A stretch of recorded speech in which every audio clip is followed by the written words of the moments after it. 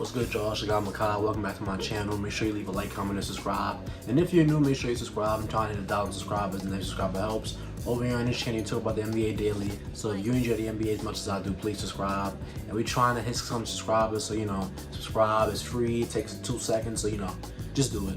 And today we got a hot take video. I went on Twitter. I said, to my people, I said, let me get some hot takes. I'll read them. I'll say what I think about them, and then we'll move on from that. So the first hot take I got is from SMH24, and it says that Shai Gilgeous-Alexander will never be an All-Star. And this right here, I feel like this isn't a hot take. This is more just a silly take, because when you look at his stats last year, I think it was like 24 points per game on like 61% true shooting and mostly just self-creation stuff. So when you look at that, he was already near All-Star level, already. And he's not even, very old. I think he's like 22, 23 years old. So I think that saying he's never going to be an All-Star when he already had a near All-Star season last year, when he's not even in his prime yet, I think that's just very silly. And that's just, that's ridiculous take. Next one I have is from my guy Josh Peralt, and it says Lakers would have been better off with Buddy Hield, and he said he's a big Buddy Hield fan.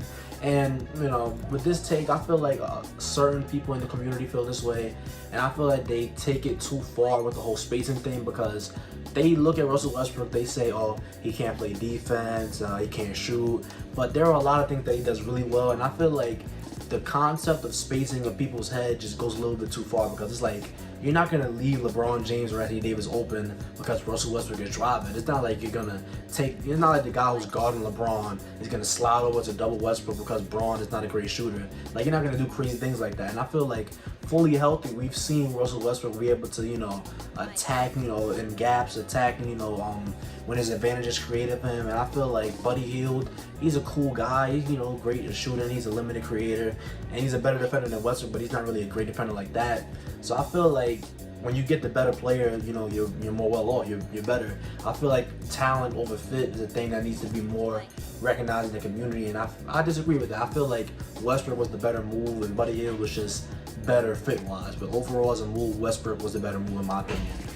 And next from my guy Hoops Goose, it says Trae Young over Jayson Tatum, and he clarified and said that he believes this moving forward into the next season. And this is a take that when you first read it, it is a little shocking, because Trae's not better than Tatum right now. But when you really think about it, this is something that I can definitely see happening, because with Trae Young, right, his efficiency isn't where you want it to be. Obviously, he's not the worst efficiency guy, but he's not super duper high, like, efficiency wise. Especially, you would think that he shoots better from 3 than he does. I think he's hovering around like below 35% from 3 or at 35%. You would think he's like a 40-41% guy, but if he can just cut out those random weird logo threes, like, I feel like sometimes Trae is just like, man, I got the green light, I can just shoot. He just crosses half court, there's 18 seconds on the shot clock, and he's shooting logo threes. And I feel like if he cut, some of those out and cut some of the random, if he cleaned up his, basically I'm saying, if Trae Young cleaned up his shot selection, got his efficiency up, his points would look a lot better. He's a better passer than Tatum. Tatum's a better defender, but for Tatum to become better, I think it would have to be, from passing, because he's already a great scorer. Obviously, he has areas he can work on, but I feel like a leap offensively for Trae Young is more likely than a leap for Tatum offensively. But it's just about, can Trae Young clean up those efficiency problems? So that's something that I don't see happening, but I can see it happening. Basically, I think Tatum's gonna be better next season, but Trae Young has a chance to be better, as Hoops said. And next, my son Keenan on Twitter, he said the Knicks are not making the playoffs. And this is a take that's not, I feel like it's not too hot. With the whole playing thing, you never know what could happen. I don't think the Knicks are like a top 5 seed, 6. Like, maybe they could be, 6, 7 maybe, but odds are they're probably going to be in the play-in. And when you're in the play-in, you never know what could happen. Like, look what happened to Golden State.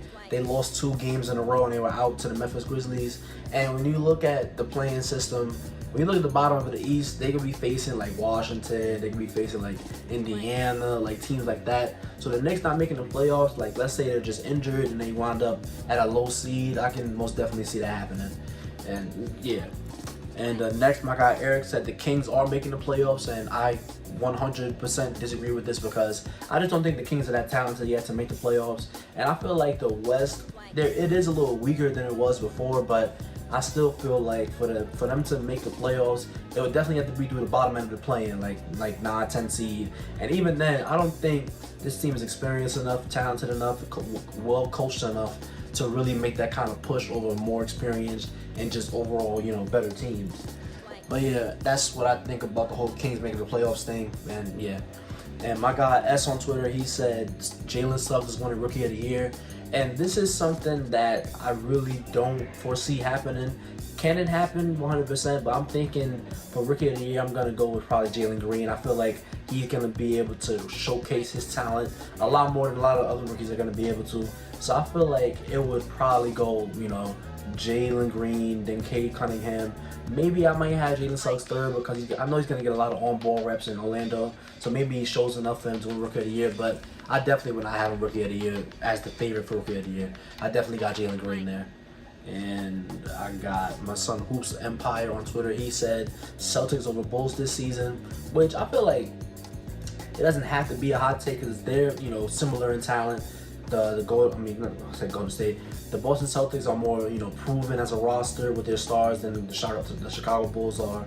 And I feel like they have the better defense. They have a good offense. Not better than the Bulls' offense, but they're just a well-balanced team over in Boston. So I feel like Boston over the Bulls is not really a hot take. It's more something that I can very realistically see happening this season. So, I'm with you there.